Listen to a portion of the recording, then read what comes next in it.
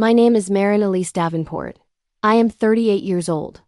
3 days ago, at what should have been a simple birthday dinner for my mother, my niece leaned toward me with a mean smile and whispered, "People like you have no place at our table."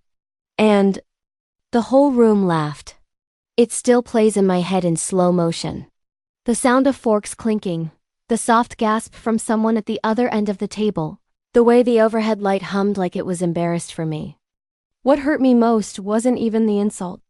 It was the way everyone acted. Like it was entertainment, like being cruel was a family tradition, but the worst part? I had tried to make it a good night.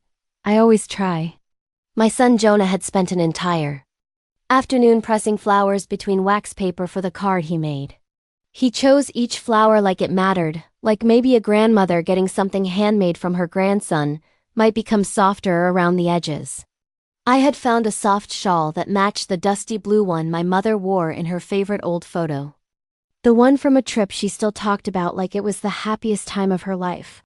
And I brought her favorite lemon cake from that expensive bakery downtown because she once told me only their frosting tasted like real lemons, not the fake stuff. It should have been enough, but with my family, nothing ever was. Rachel, my older sister, hosted the dinner. She always does now that she and her husband live in their 2-story suburban trophy home. The kind with a granite kitchen island they can't afford but love to brag about.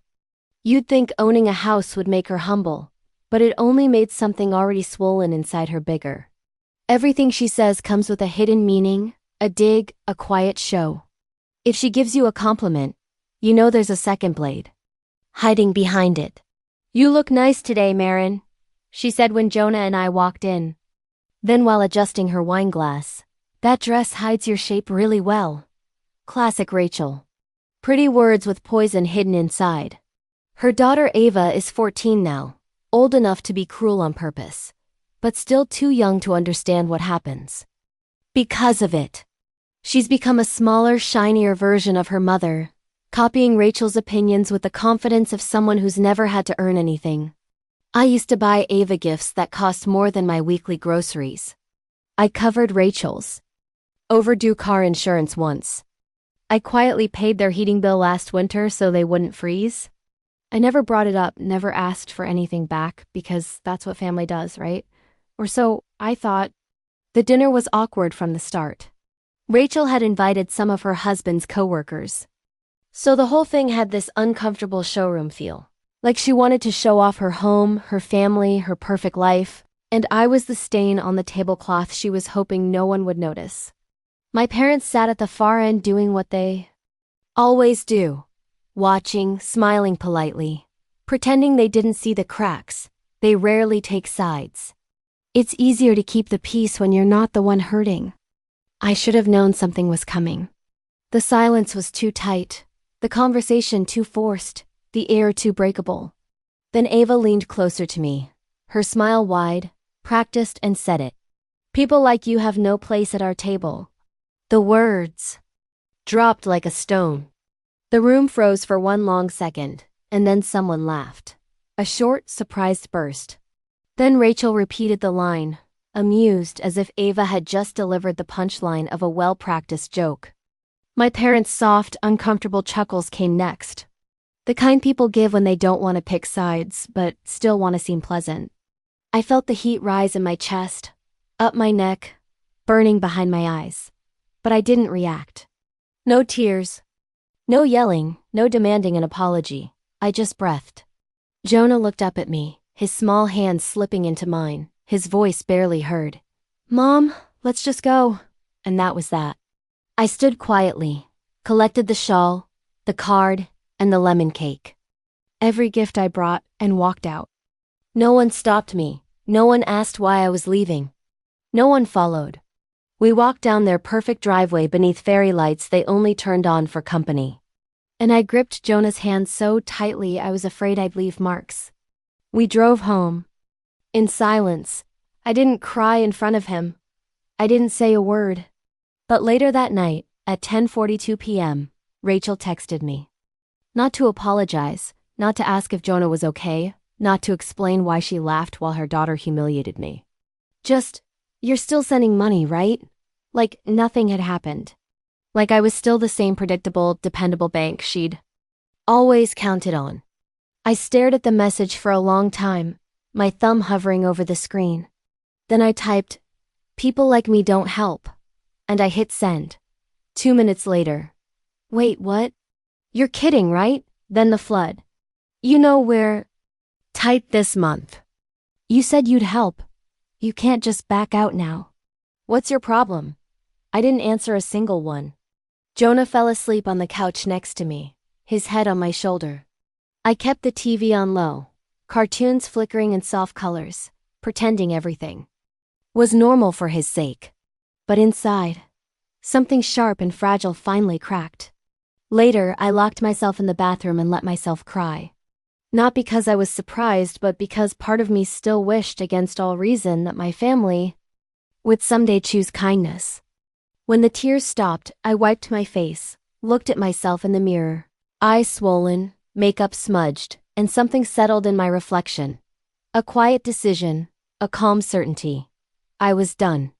If they wanted me to feel like an outsider, fine. Then, they could finally learn what happens when the outsider stops holding their lives together. The next morning, I woke up to my phone shaking violently on the nightstand. Missed calls, unread messages, voice notes buzzing, one after another like a nest of hornets I'd accidentally kicked. I didn't open a single one. I let the noise keep going until it eventually tired itself out. Instead, I walked into the kitchen barefoot, hair still tangled from the night before, and poured myself a cup of coffee. Jonah sat at the table eating cereal, his legs swinging under the chair. He glanced at me with that smart look children have, the kind that sees deeper than adults think they can. He pushed his bowl away a little and said quietly, "You don't have to let them treat you like that, you know?" His voice was so soft, so sincere, it stopped me cold. I forced a smile. "I know, sweetheart." But the truth was, until last night, I wasn't sure I did. After I dropped him off at school, I finally opened my phone. Rachel's texts were exactly what I expected. "You're seriously upset over a joke. Ava was just being funny. She didn't mean it. You always take things too personally." Then the shift. "We really can't be late on rent this month. Please don't make this harder than it has to be." There it was. The real reason. Always the same. I didn't reply. Instead, I opened my banking app. The one I avoided checking too closely because I didn't want to face the truth of how much I'd given away over the years. There it was. The automatic transfer to Rachel. $650 every month. Sometimes more when she forgot about a bill. Sometimes hundreds more for Ava's last chance school trips or the once-in-a-lifetime concert tickets she couldn't bear her daughter to miss. I hovered over the active transfer, my finger shaking. Slightly, not with hesitation, but with the weight of 1,000 unspoken moments. Then I tapped cancel. A tiny notification popped up. Recurring payments stopped.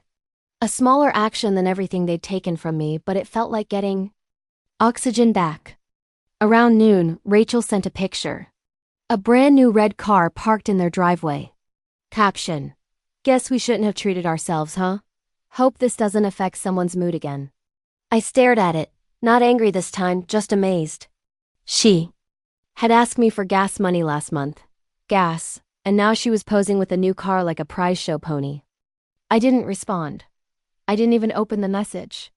I blocked her number for the day just to give myself some breathing space. That evening I made pasta with Jonah. Simple, warm, homey. We ate at the little table by the window while the sun dipped orange behind the trees. When we were washing dishes, he asked, "Why do you keep helping them if they make you sad?" I dried my hands slowly. "Because I thought if I kept giving," I said, "they'd eventually treat me like I mattered." Jonah looked at me with a look far too wise for six. "You matter to me," he said. That was the kind of truth that hits you in the chest. Later that night, when Jonah was asleep, I opened my laptop and really looked at my finances for the first time in years.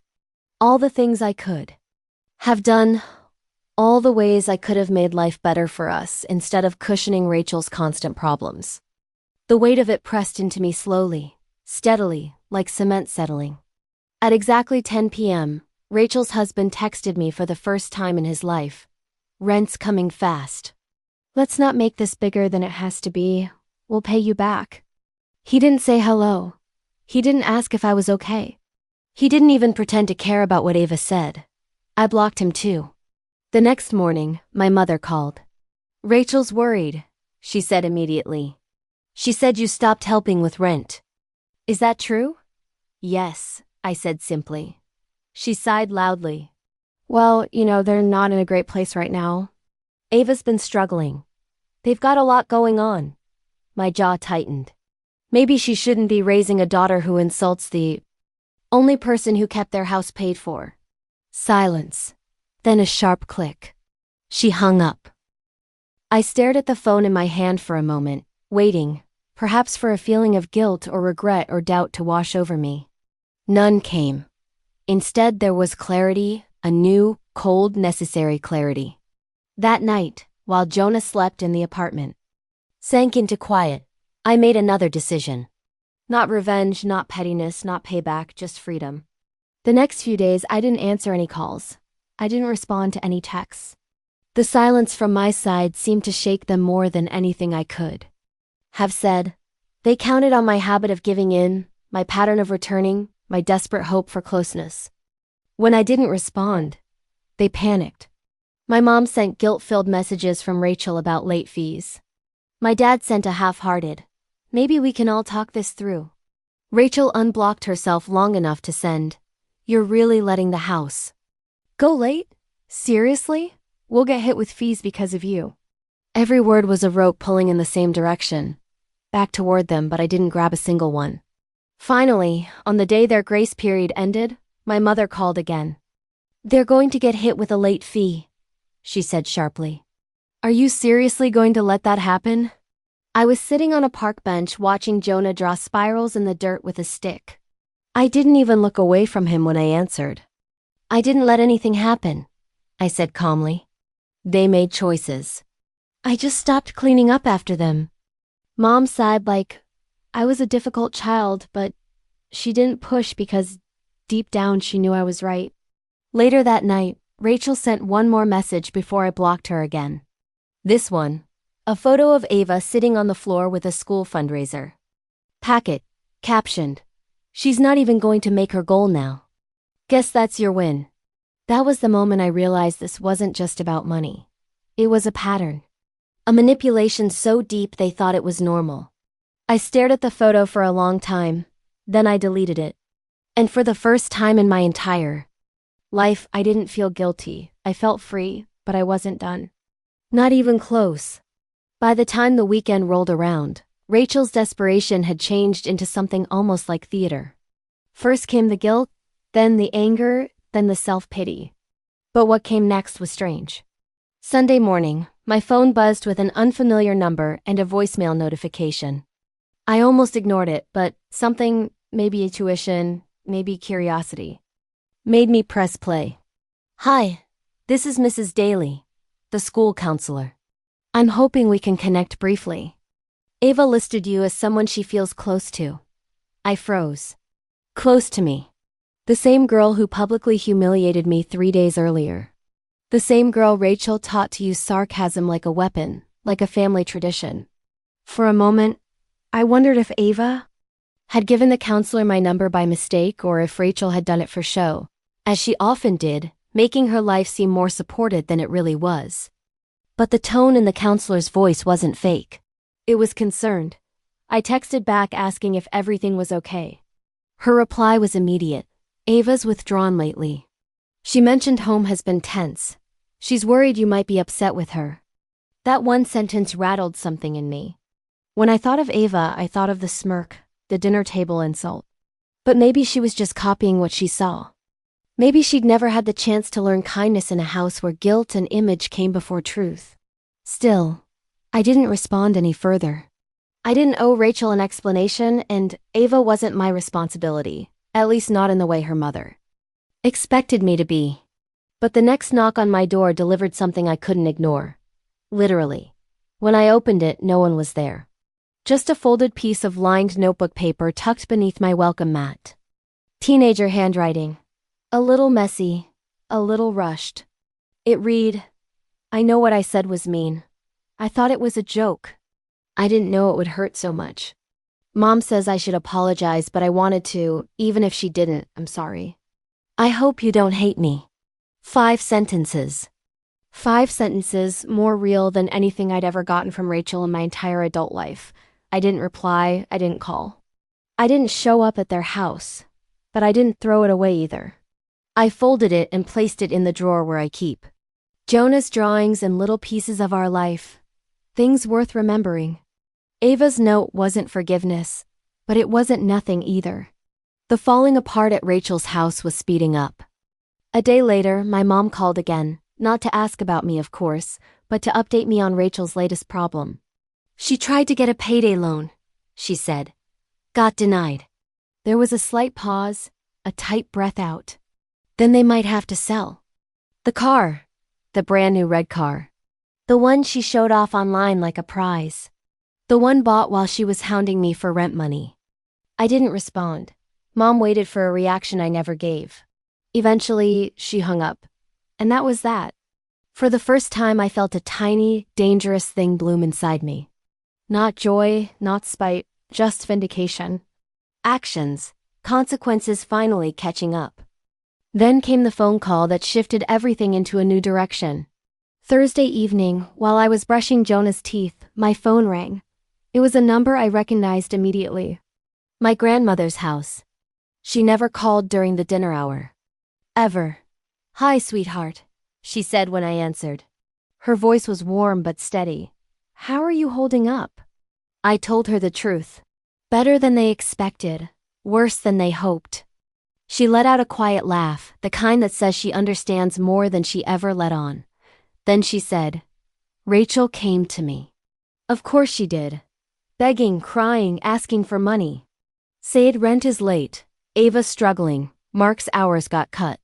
She said you wouldn't help, that you've turned cold. I waited because I knew Grandma wasn't finished.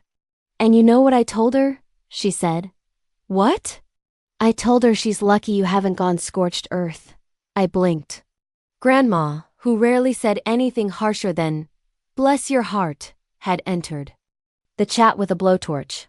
But she wasn't done. "I'm hosting dinner this Sunday," she continued. "Everyone's coming, including you." I tensed. "Grandma, I don't think..." "It's not a request," she said. "You won't have to say a word unless you want to. I've been quiet long enough. It's time someone tells the truth."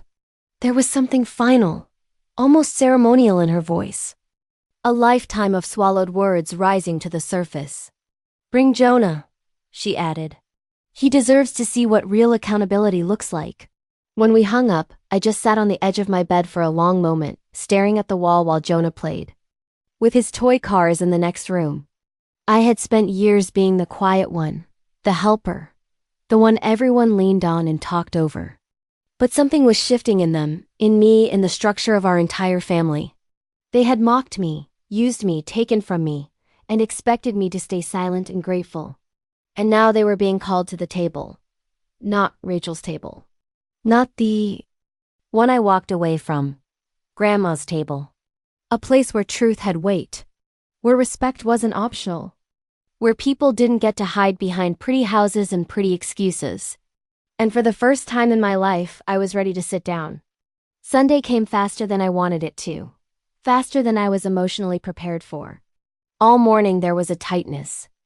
In my chest, a mixture of dread and anticipation because I knew this wasn't going to be another empty family dinner where everyone pretends everything's fine.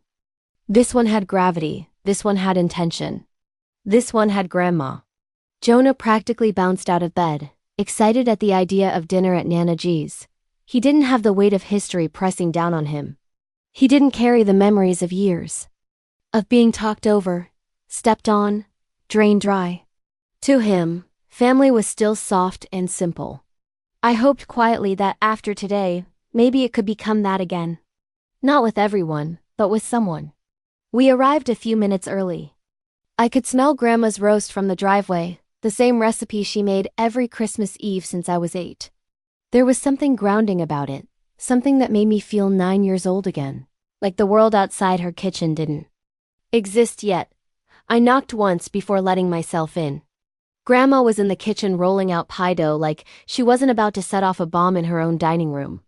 She lifted her eyes, gave me a small smile, and without greeting, handed me a stack of napkins. Sit wherever you want, she said, then added almost casually. Just not the seat at the end. I'm saving that one. I didn't have to ask who it was for. The head of the table belonged to the person about to take control. I set the table quietly while Jonah helped fold napkins into crooked triangles. Every minute the house got heavier. Like the air knew what was coming. Then the door opened and the performance began. My parents arrived first. They nodded politely at me, the kind of nod strangers exchange in an elevator. Quiet, stiff, pretending to be neutral. Mark walked in. Behind them, carrying a grocery bag full of sodas, as if bringing fizzy drinks somehow made up for months of avoidance and entitlement. Ava trailed behind him. She looked smaller, paler, more fragile than I remembered. Her eyes flicked up to me once, hesitant, guilty, and she quickly looked away. Then Rachel arrived. Of course she did, fashionably late, fully made up, smiling brightly, carrying a store-bought dessert and enough fake cheer to power a Christmas parade. Oh my God, everything smells amazing, she chirped to Grandma. No mention of me, no eye contact, as if pretending hard enough would erase the last 2 weeks. Dinner started stiffly. Conversation was dry, shallow. Grandma talked about her garden. My father asked Jonah a forced question about school. Rachel kept glancing my way, waiting for me to meet her eyes, to open the door she wanted to walk through. I didn't. The door stayed shut. Halfway through dessert, as forks scraped plates and tension thickened the air, Grandma set her fork down. The sound was soft, barely heard, but it carried the weight of a gavel. Before we finish, she said, voice steady, we're going to have a real conversation as a family. Silence fell instantly. Rachel blinked hard. Mark stiffened. My mom looked away. My dad cleared his throat. Ava froze. I didn't move. I didn't need to. Grandma turned directly to Rachel. I've watched you walk all over Marin for years, she said, each word careful. And I stayed quiet. I thought you'd grow out of it. I thought maybe motherhood would humble you. I was wrong. Rachel's jaw dropped slightly. Grandma, no. Listen, Grandma cut in. Her tone was the kind that strips adults into children in seconds. Your daughter didn't just wake up one day and decide to humiliate her aunt. She learned that somewhere. She learned it from watching. You. Ava swallowed hard, her hands twisted in her lap. Grandma continued. Marin paid your rent, your utilities, your daughter's parties, your emergencies. She stepped in every time you fell short. And how did you thank her? Her eyes flicked toward me briefly, soft with regret. Then back to Rachel, sharp as glass. You raised your glass while your child mocked the woman keeping a roof over your heads. Rachel's face turned red. The tears started right on cue, silent, shimmering, perfectly timed. She opened her mouth to defend herself, but Grandma lifted a hand. No more excuses, no more guilt trips, no more pretty speeches. This ends now. My father stood abruptly. I'm going to get some air. He walked out. My mother followed as she always did, trailing behind him like a shadow afraid of its own shape. Rachel sat frozen, trembling. Mark stared at his plate like it might swallow him whole. Grandma wasn't finished. You've used guilt, silence, and fake apologies to keep Marin in her place. And we let you. Her gaze swept the room. My parents. Rachel, Ava, Mark, all shrinking under it. Not anymore. Then, shockingly, she reached into her apron pocket and pulled out an envelope. You won't be getting another cent from me, she said calmly. Not for rent, not for school, not for Ava. You made your bed, Rachel, and now you can lie in it. Rachel's tears stopped. Her face tightened. She looked truly speechless for the first time in her life. Then, Grandma turned to Ava, her voice softening, but still firm. I got your letter and I appreciate it. That was the first real step. But learning to apologize is the beginning, child. Being better when no one's watching. That's the rest of the work. Ava nodded slowly, her eyes glossy but clear. Grandma leaned back in her chair, the air shifting around her like a storm passing. I've been quiet long enough, and so have these two, she added, nodding toward my parents' empty chairs. But Marin hasn't done anything wrong. Stop treating her like a convenient wallet or a punching bag. And if you can't manage that, don't come back here. The silence afterward was thick, heavy, final. No one dared to speak. After dessert ended, or rather faded into awkwardness, I helped Jonah put on his jacket. We were about to leave when Grandma pulled me aside into the hallway. She pressed a folded paper into my hand. A check. My breath caught. I know this doesn't undo the hurt, she said gently. But it's time someone poured back into you. Use it however you want. Start fresh. Move up. Just don't look back. I shook my head. Grandma, She waved her hand. It's not charity. It's overdue and we both know it. I swallowed hard. Thank you. Jonah and I left. The air outside was cool, quiet, forgiving. As I buckled him into his seat, he looked at me with wide eyes. She stood up for you, he said. I nodded, voice thick. Yeah, she did. On the drive home, something inside me shifted. Not anger, not triumph, something deeper. A release. Because Grandma did not just defend me. She broke the cycle. She ripped open everything my family tried to hide behind. Jokes, excuses, and expectations. And for the first time in my life, they had to sit there and face it. The days after Grandma's showdown felt strangely calm, like the air after a long storm finally settles, and you can breathe again without tasting dust. No texts from Rachel. No thinly hidden guilt messages from my mother. No sudden, we need to talk calls from Mark. Just silence. Clean and acting silence. For once it wasn't the dangerous silence, not the kind that comes right before the next emotional ambush. It felt peaceful, earned. And in that quiet, something inside me began to shift. I pulled out Grandma's check from my bedside drawer one evening. The envelope wasn't fancy, just plain white, slightly creased from being tucked into her apron pocket. But inside there was a number I had never seen written out in my name before. Enough to change something. Enough to start something. Enough to walk away without looking back. I stared at it a long time, not because of the money, but because it meant someone finally saw the years of me pouring into everyone except myself. That night, after putting Jonah to bed, I opened my laptop and began looking at apartments. Real ones. Bright, safe. Close to the library Jonah loved. Close to a park.